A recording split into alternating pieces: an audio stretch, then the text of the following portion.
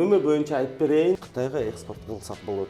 Ошол склад өзү негизи 13 гектар территория, 12 здание бизде бар. Ошол 12 здание ичинде ар бир зданияга бир ягодный кылсак болот. Казакстандан, Россиядан тышкары бизде Кытай мамлекети пайда болуп атат мынакей. Ушул мөмөлөр боюнча бир кандай пландар коюп келатасың, анан бүгүнкү күнү дыйкандар эмне иш керек? Кытай боюнча ал жакта правилалар бар мөмө боюнча. Азыр Кытайга иштеш үчүн шоковый заморозка болуш керек. Алардын правила боюнча минимально 2 жума фрукталар, мөмө жемиштер шоковый заморозка болуш керек. 1-2 күн чогултуп бат-баттан машинага салат, рефрижераторга. Эң биринчи эреже мөмө жемиш боюнча бул азыр мен карасам, ошол сүйлөшсөм дыйкандар башында жакшы, чогултуп атканда жакшы болуп, бирок 2 күндөн кийин уж товарный вид жок болот. Биз экспорт кылып аткан компания ошол продукцияны туура алып алышыбыз керек. Ассаламу алейкум, урматтуу дыйкандар. Менин атым Кенжеев Азырет, Байдыйкан компания өкүлү болом. Генеральный менеджер, генеральный директордун орун басары болом. Жакында ачылыш болгон биздин склад ал Кытайдын территориясына жайгашкан Улукчар деген шаарда. Ошол бул склад жакында ачылыш болуп, биздин министр Төрөбаев Бакыт Эргешевич барып, Кытайдын мамлекеттин органдары менен, мэр менен, ошол шаардын мэри менен, провинциянын вице-мэр менен барып ачылыш кылган. Биз Кыргызстандан ошол делегация АПК деген агропромышленный комплекс ассоциация менен чогуу биздин коллегалар менен барып, где-то Кыргызстандан 40-50 кишидей барды да ачылышына. Ачтык складты, аябай жакшы өттү. Анан ошол склад өзү негизи 13 гектар территория. Ал жерде эки бөлүм бар. Ошол бир бөлүмдө зерновой направление, ал бизге уруксат берет жүгөрү, арпа, буудай экспортко кылганга. Анан экинчи бөлүм бул ал жакта 12 здание бизде бар. Ошол 12 здание ичинде ар бир здание, ар бир продукция уруксат берет бар. Допустим, мисалы 12 зданиянын арасында бир зданияга бир ягодный кылсак болот. Бул алдыда эми иш кылыш керек, азыр ишти жүргүзүп атабыз. Ошол экинчи здание этке кылсак болот, үчүнчү здание мисалы балыкка кылсак болот, төртүнчү здание фрукталарга кылсак болот. Бизде эмне өндүрүп алган продукцияны, өстүрүп аткан продукцияны дыйкандар ошол продукцияны келечекте Кытайга экспорт кылсак болот. Азет мырза, биздин каналда AgroLife KG YouTube каналыбызда көбүнчө мөмө боюнча болуп калган да. Азыр ошо мөмө өстүргөндөргө аябай кызык да бул нерсе. Бул жана зыбыттын маселесинин бир маселеси болуп атпайбы экспорт. Андан тышкары Казакстандан, Россиядан тышкары бизде Кытай мамлекети пайда болуп атат мынакей силердин компания аркылуу. Ошол мөмөлөр боюнча бир кандай пландар коюп келатасың, анан бүгүнкү күнү дыйкандар эмнени билиш керек? Бүгүнкү мөмө боюнча айтып берейин, өзү негизи Кытай боюнча ал жакта правилалар бар мөмө боюнча. Мен билген боюнча ошол биринчи правило бул биз мөмө дыйкандарынан алып атпайбызбы, приемка ачыпчы.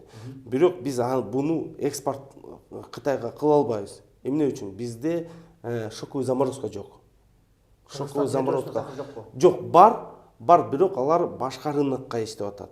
Азыр Кытайга эмес, азыр Кытайга иштеш үчүн шоковый заморозка болуш керек.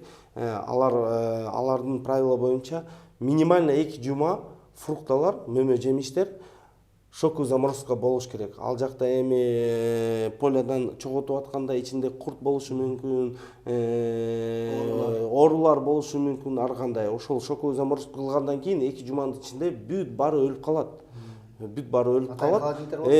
Специально бүт баары өлүп, андан кийин ошону Кытайга экспорт кылсак болот. Бул менин билим боюнча ошол эң биринчи правило. Минимум 2 жума шоковый заморозка бул ошол 2 жума шоковый заморозка жатканда биздин лабораториянын бир какой-то справкаларын алып барабызбы, же алардын өздөрүнүн адистери келет? Алардын өздөрүнүн комиссия келет.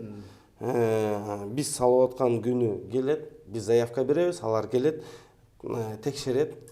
канча градус кандай иштеп атат, качан приемка болгон, качан кирген, анан даяр болгондон кийин 2 жума же 20 күн жаткандан кийин жатты ошол продукцияны экспорт кылсаңыз болот, справка берет, андан кийин уже дальше Кытайга экспорт кылсак болот. Складтарга кетире аласыз. Ошол ушундай правилалар бар. Анан биз эми азыр ошол проработка кылып атабыз негизи. Анан бул шоковый заморозка эмнеге жакшы? Любой перевозкага жакшы. Азыр, допустим, мисалы берде мөмө жемиштер компаниялары иштеп атат го. Алар дыйкандардан алып алат приемный пунктта. Ал жакта рефрижератор болот, +2, +5 болушу мүмкүн. Ошону 1-2 күн чогутуп бат-баттан машинага салат рефрижераторга. Анан Казакстан, Россияга жөнөтөт. Ал жакта границада туруп калат, ундан суда 2 жума кетиши мүмкүн. Потеря бузулат, потеря өтө көп. Мен билген боюнча потеря өтө көп. Ошол деле экспорт кылып аткан компаниялар Клуб Малина бар, Агрокомплекс, дагы башка бирөөлөр бар. Алар мен билген боюнча алар потеря өтө көп көрүп атат. Экспорт кылып аракет кылып атат, бирок өтө ошол шоковый заморозка кылгандан кийин 2 жума запас болот. Жолгочу 2 жума запас болот. Жок болгону 10 күн да. Байдыхан компаниясы азыр ошол шоковый заморозкага кандай иштери болот? Өзү негизи биз быйыл салайын деп баштаганбыз. Кыргызстан бирок жетишпей калдык. Башында биздин проект боюнча шоковый заморозка боюнча 3 областта салайын деп атабыз. Быйылкыга жетишпей калдык. Азыр ниеттебиз 26-жылкыга уже бир жер даяр. Чүй областта бир жер даяр. Мен быйыл барып келгенмин Кытайга, ошол заводко, оборудование чыгарып аткан заводко, шоковый заводчу, шоковый заморозка боюнча барып жолугуп, ошол адистерди бул жака алып келип, алар карап койду, бизге смета түзүп, полностью завод канчага туруп калат, кандай болуш керек, эмне болуш керек, проработка кылып. Эми азыр бир аз бизде сезон башталды го, азыр дыйкандарга удобрение жеткизиш керек, урук жетишиш керек. Бул тоже өтө оор нерсе. Удобрение эми 80 000 тонна жеткизиш, ар бир районго жеткизип, бул өтө оор нерсе. Ошол жетишпей атабыз бир аз. Биринчи азыр дыйкандарга март, апрель, май ошол керек нерсени жеткизелик. Андан кийин уже менин оюм боюнча жайында баштайбыз. Демек 26-жылы улантабыз ушул проработка. Чүй областта шоковый заморозка аракеттебиз, ниеттебиз ошол. Иншалла болот. Иншалла. Бул эми сбыттын маселесин чечеткенсиңер, дыйкандар кандай эрежелер сакташ керек? Дыйкандар көрдөй эле документтерди даярдаш керек. Эң биринчи эреже мөмө жемиш боюнча бул азыр мен карасам, ошол сүйлөшсөм дыйкандар эң кээ фирмалар алар технологияны сактабайт. Мөмө жемиште эң биринчи бул технология. Эмне үчүн? Сапат. Мөмө жемиштин сапат. Азот көп берилсе, пат бузулат. Жолдо же приемка көп тура албайт. Жакшы кебетес, жакшы озондо сакталыш. Микроэлементтер бериш керек. Эми технологиясы бар, ошол мөмө жемиштерди өстүрүп атканычы, ар бир культура боюнча өстүрүп аткан микроэлементтер бериш керек. Толугу менен, бирок ашпай удобрение бериш керек. Жакшы өстүрүш керек, жакшы сугарыш керек, караш керек. Анан урожай чогултуп атканда ошол жакшы технология сактаган, допустим, мисалы клубника болсо, өстүрүлгөн жакшы технология менен сакталган клубника жакшы жолдо дагы сакталат. Жакшы дагы товарный вид болот, транспортабельный болот. Анан эми азот менен пичкать этип, суда кылып, бул башында жакшы, чогултуп атканда жакшы болот, бирок 2 күндөн кийин уж товарный вид жок болот.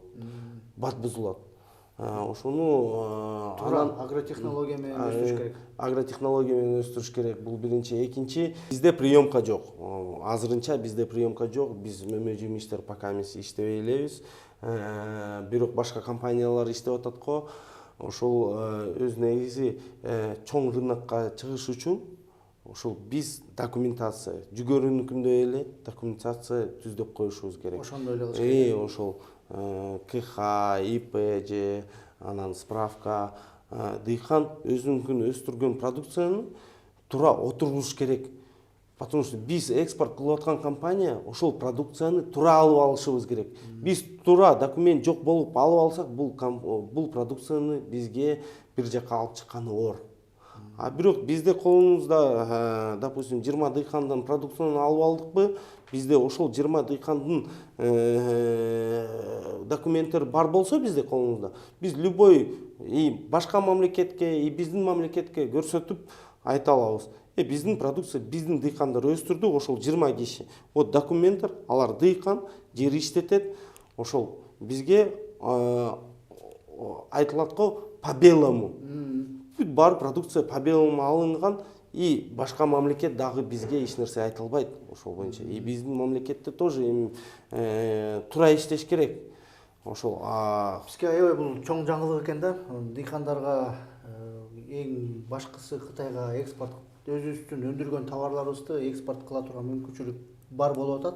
Бирок ошо дыйкандар ошол эрежелерди сакташ керек. Кичине ал нерселер менен орусча айтканда пренебрегать этип жүрсөк, Кытайдан ал нерселер күчтүү, туурабы? Күчтүү. Лаборатория стандарттары бар, ошонун бүт баарына жооп бериш үчүн биз соответственно баалары чоң болуш үчүн ошон үчүн өз аракет кылышыбыз керек,